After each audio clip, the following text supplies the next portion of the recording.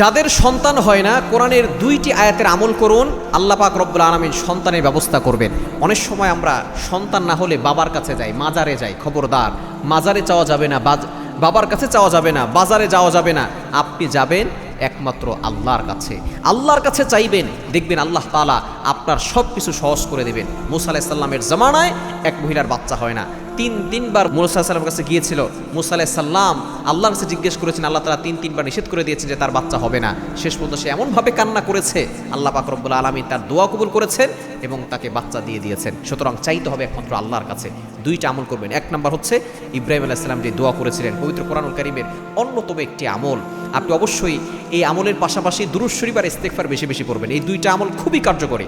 দুরূদ শরীফ সাল্লাল্লাহু আলাইহি সাল্লাম, আস্তাগফিরুল্লাহ, এই 2টা আমল বেশি বেশি পড়বেন।